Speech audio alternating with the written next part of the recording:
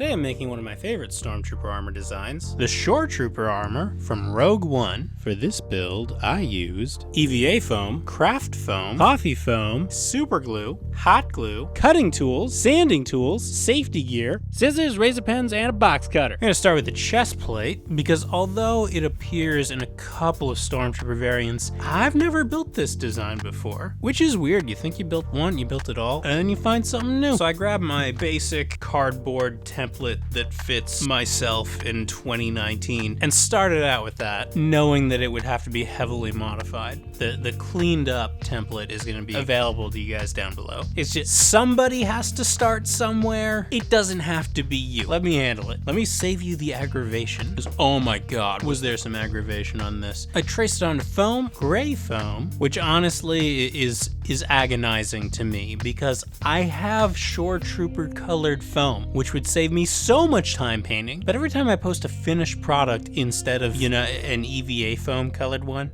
people think it's Photoshop. So to prove that it's really EVA foam, I gotta lose a week painting this. Hashtag maker problems. Then I cut it out with the razor pen. Okay, now I can shape it. I did that by heating them up and held it in place until it cooled. I'll get more into that later, but this piece underwent a lot of refinement. I usually do the chest plates in one large piece, hence the standard chest plate panel. But this particular trooper has a chest plate that's a lot more segmented, made up of straight edge panels as opposed to curves. So I ended up cutting up a lot of my previous work and replacing it with non-heat formed pieces accordingly. It's just the center bit has a couple non-heat formed pieces. This one is for the lower part of the ribs. It's an under rib panel that the others will attach to, but it also has to be heat formed, so I cut a vent into it. It's hard to cut out curves this small and have them look like curves, so I cleaned it up by rounding out the ends with my rotary tool and a narrow drum bit. Then I heated it up and shaped it. After that, I attached all the panels to create the new chest plate. I only saved the sides of the original chest plate that I made. I super glued it to the main chest armor plate before proceeding. Now for the buckles. I made the buckles out of 2mm craft foam, 4mm craft foam, dowel foam, and bevel foam, most of which can be found in craft stores. Then I attached them to the straps and attached the straps to the chest plate. The straps are actually pretty self-explanatory. They're just strips of foam with very shallow incisions made in them and then heat formed. I'll get into that a bit more later. Next, I got to work on the back panel. I made it in essentially the same way as the front panel, but since it's less horseshoe shaped, it was a lot easier to work with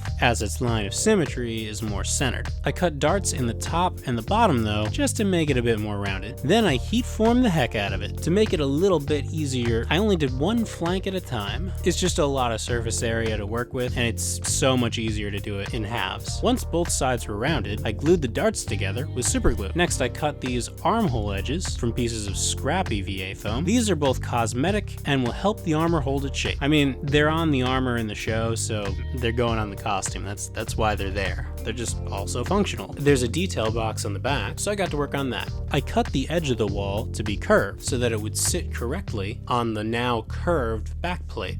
Then I cut the walls of the pack. Unlike the classic Stormtrooper, these walls are taller than they are wide, rectangular if you will. Using these metal rulers, by the way, because plastic or wooden ones will get destroyed by razor pens over time. It's, you're whittling it essentially. I totally didn't learn that firsthand. I glued that one on, then I flipped my template and repeated the process in order to mirror it and get the other side. Next, I cut a panel to close up the back of the box. This is probably gonna look familiar because it shows up in a lot of Stormtrooper variants. I think I even saw a pirate wearing it in Skeleton Crew. It has several cutouts, two of which are identical, so I saved the offcut to make the other one. Actually, I just flipped the template, but the offcuts became useful later on, so I held on to those. Then I flipped it over and cut a trench in the back at the same spot as the bend in the pack walls. This will ensure a sharp, angular bend as opposed to a curved one. Before I put it in, I want to work on a few things that are just easier to take care of when it's a part like this. You don't need to complicate these things by getting ahead of yourself,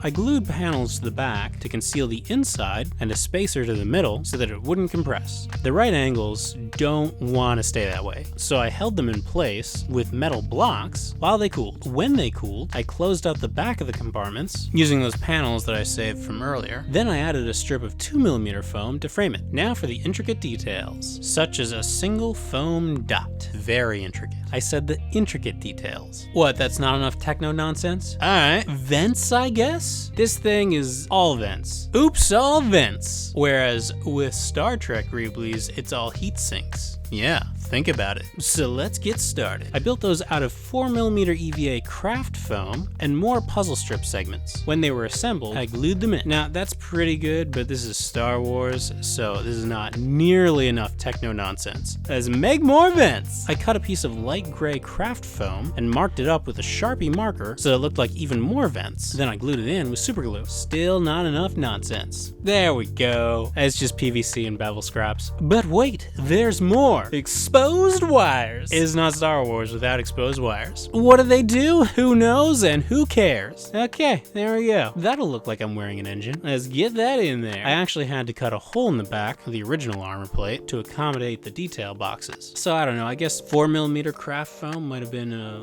bit of a better fit. Doesn't really matter. Then I glued it in place. Lastly, for the pack, I added 2 PVC pipe segments to the top. They're actually air hose adapters. This armor was originally designed for the Mud Troopers from the Solo movie, which had these hoses leading up to the helmets. Although that's the only version that I've actually seen the hoses on, so you could probably get away with omitting that detail if you were in a hurry. Then I added a collar and buckle adapters for the straps, the top 2 of which are identical. Now that the back panel is done, I can connect it to the chest plate. These are fake buckles, but I added real ones to the shoulders in order to accommodate the shoulder armor. Speaking of which, I traced a template for the shoulders onto foam, cut it out. Once it was cut out, I heat formed it, then I shaped it on a small rounded surface and placed it inside of a large rounded surface so that it would hold on to that shape as it cooled. After it cooled, I glued the seam together with super glue. Then I covered the seam with a strip of foam from the puzzle pieces that come with the floor mats. I cut off the overhang on the bottom, and on the top I wrapped it underneath. I repeated those steps for the other shoulder.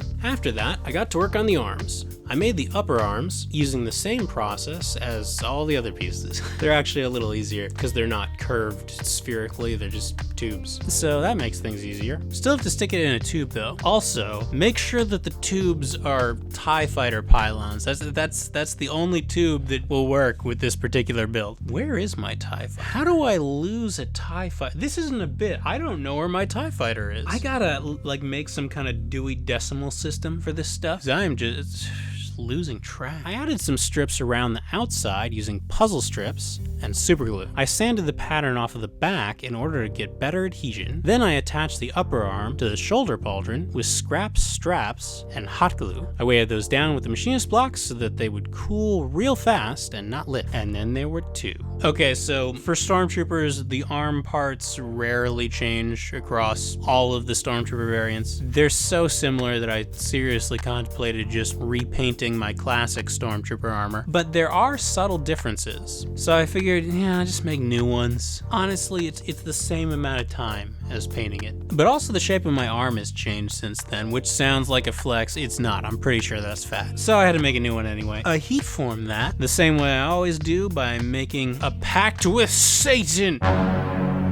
I'm just kidding, it was Prometheus. Then I remade this detail piece by using black foam instead of white, which is better for weathering. Oh, a good shortcut for Star Wars weathering is to just make everything out of black foam and then paint it badly. No base coat, just a top coat, so that all the edges already look weathered. From a distance it worked. Then I attached it to the forearm piece, and that's it for the arms. Now for the hands, I am going to reuse the gloves though, because they're expensive. I sewed some Velcro on the back of those so that I could use the same gloves for all my armor, and then just swap out the armor plates. And I mean, like, if I lose an armor plate, it takes 3 minutes to make one of those. Who cares? Made those out of gray foam, same gray foam for this top detail. I just sliced it with a box cutter, then sanded it, heat formed it, and then attached Velcro to the back of it with hot glue so that it would attach to the glove. You can get Velcro at craft stores, but honestly, it might be cheaper to just go to Goodwill and grab a backpack.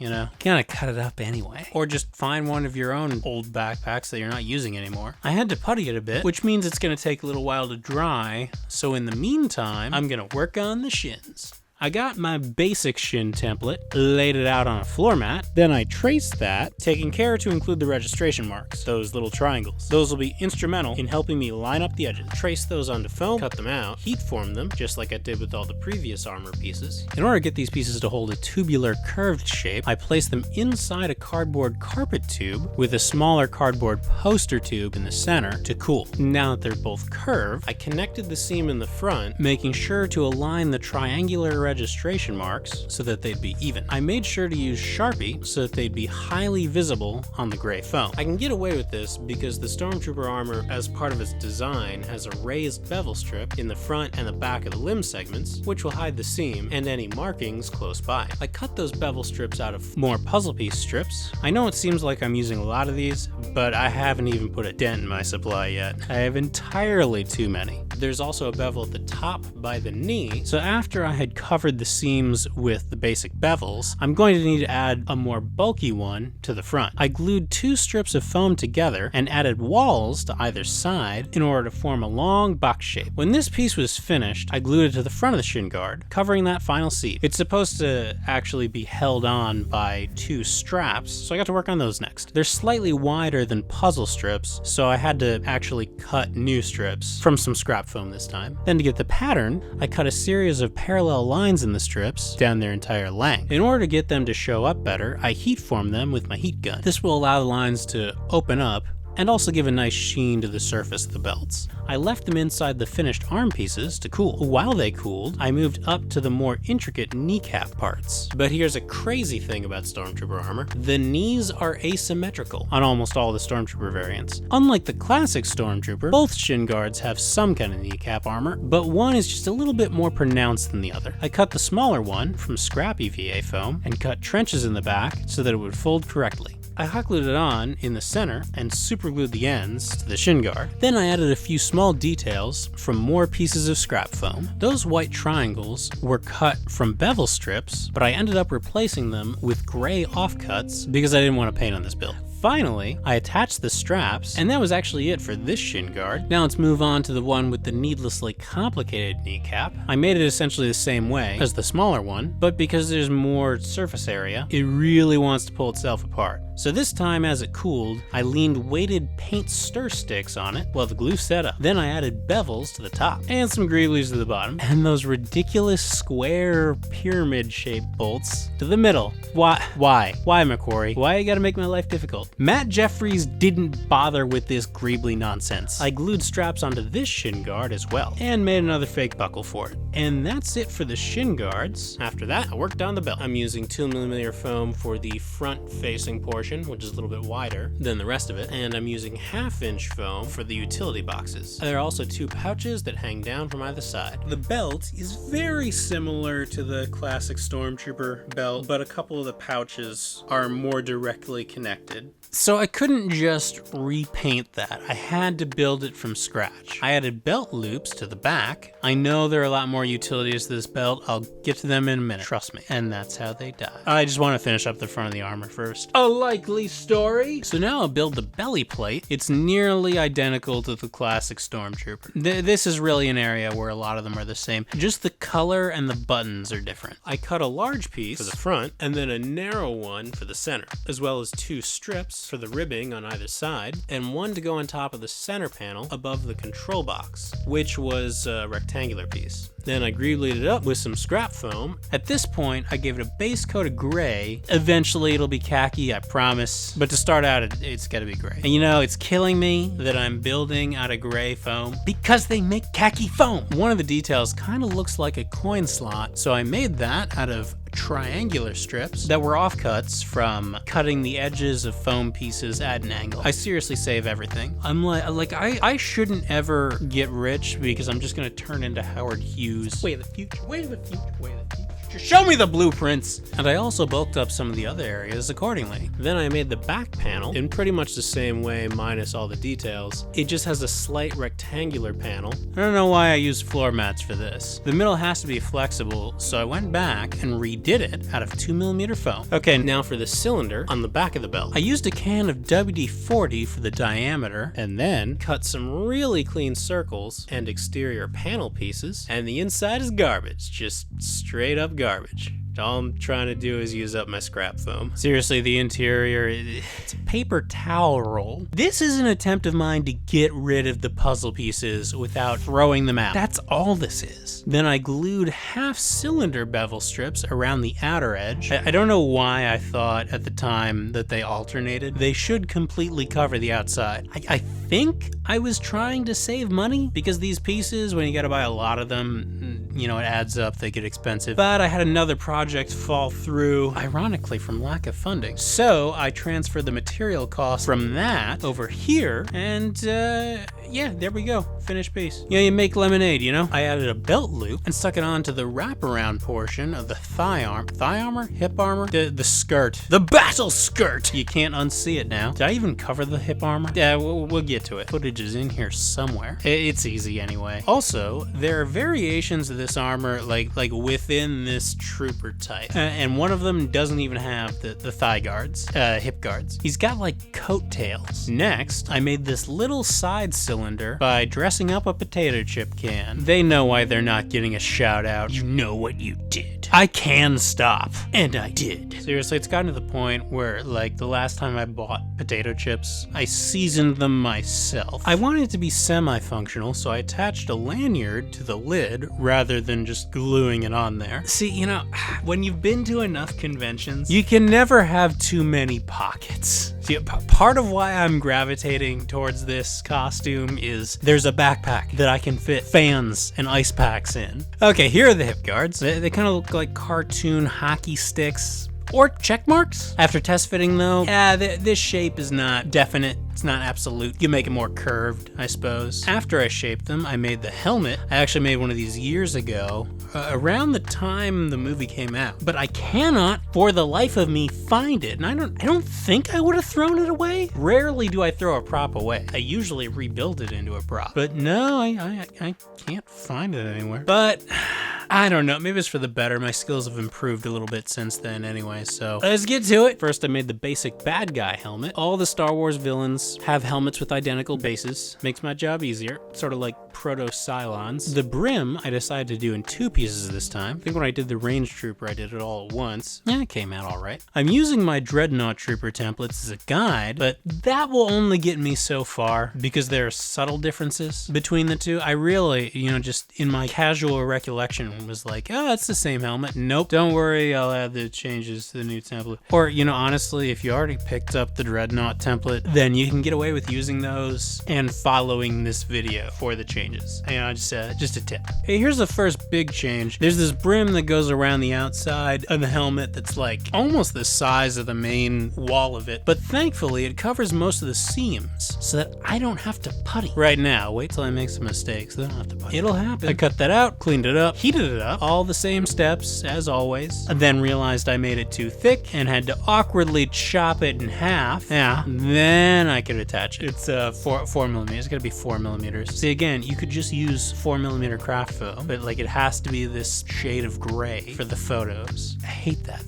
That's why it takes too long. It's like photographing it is work. And for the lowest brim mandible thingy, I used a Range Trooper part, straightened it out a little bit. I really should have completely straightened that. No curve at all, because the curve makes it flare out, you know, and you want it to lie flat around the helmet. Ended up having to fix that later with putty. I added this strip under the blast shield just to lift it up a little bit from the helmet. Then I made the blast shield itself. Again, just different enough from my past builds that I gotta make a new piece. You know, I started this build going, this'll be easy. I'll just mix and match all the armor pieces that I've already made, and then I'll recolor it in post. Yeah, fix it in post. Gonna be your catchphrase. Nope, my After Effects skills can't help me where I'm going. Here there be monsters.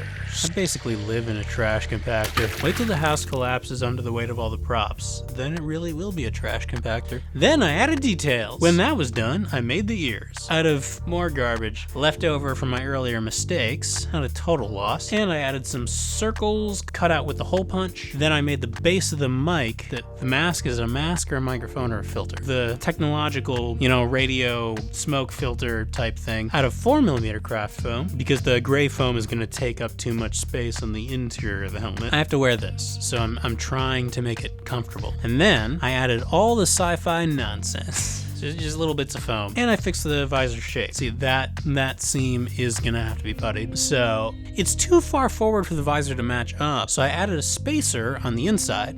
I can't stress enough how much extra puzzle pieces I have. I gotta get rid of these things one way or another. Then I made the vents and added some face greeblies. And then for the visor, you can do the whole soda bottle nightshade thing, or you can also just use ski goggles. Like, that's what they're for. Some of these guys have ammo pouches. I did these in the Clone Trooper build, and there's already too much stock footage in this thing. Just build the Clone Trooper ammo pouches and add a fourth. There are also more belt pouches, but they're just rectangles, man. Do you need me to tell you how to make rectangles? Get a framing square. And I think that's it. And now let's paint. Oh, wait, first, gotta get some pics while it still looks like EVA foam, so people know that it's EVA foam. I mean, that's not a bad stormtrooper. I would not be surprised if they just repaint the shore trooper for something else. Okay, we got them. There they are. All right, hang on. And now we can paint. Khaki.